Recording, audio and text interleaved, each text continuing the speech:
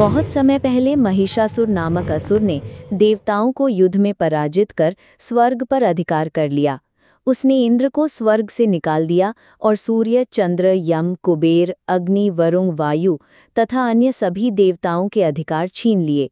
अब संपूर्ण त्रिलोक पर महिषासुर का ही शासन चल रहा था। पराजित देवता अत्यंत दुखी होकर ब्रह्मा जी के पास गए और अपनी व्यथा सुनाई। फिर वे सब मिलकर भगवान विष्णु और महादेव शंकर के पास पहुँचे। उन्होंने कहा, हे प्रभु, महिषासुर ने हमें स्वर्ग से निकाल दिया है। वो हमारी सारी शक्तियाँ छीनकर स्वयं देवताओं का काम कर रहा है।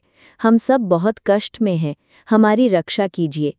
ये सुनकर भगवान विष्णु और महादेव शंकर बहुत क्रोधित हुए। उनके मुखों से अद्भुत तेज निकला। ब्रह्मा जी, इंद्र तथा अन्य देवताओं के तेज से भी मिलकर वो प्रकाश एक विराट रूप में बदल गया।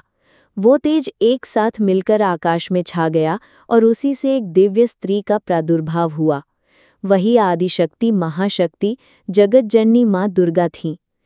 देवताओं के तेज से उनके अंग बने, महादेव के तेज से उनका मुख, विष्णु के तेज से उनकी भुजाएं, चंद्रमा के तेज से उनका वक्षस्थल, इंद्र के तेज से उनकी जंघाएं, वरुण के तेज से उनका नेत्र, सूर्य के तेज से उनके चरण और इसी प्रकार सब देवताओं के तेज से उनका संपूर्ण रूप बना। उनके रूप की छटा इतनी अद्भुत थी कि सभी देवता उनकी ओर निहारते रह गए। इसके बाद देवताओं ने माँ दुर्गा को अपने अपने दिव्य अस्त्र शस्त्र भेंट किए।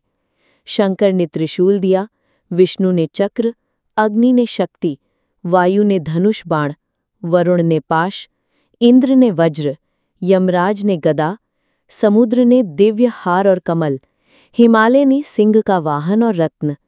अब माँ दुर्गा सिंह पर आरूढ़ होकर असुरों से युद्ध करने के लिए तैयार हुईं।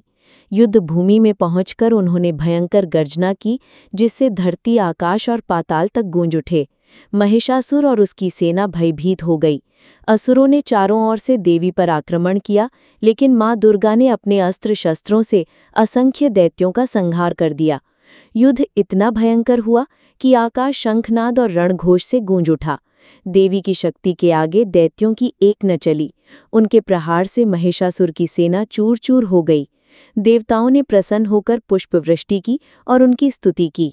माँ दुर्गा की तेज से संपूर्ण त्रिलोक पुनः प्रकाशमय हो गया। महिषासुर की पराजय निकट थी और देवी की विजय सुनिश्चित हो चुकी थी।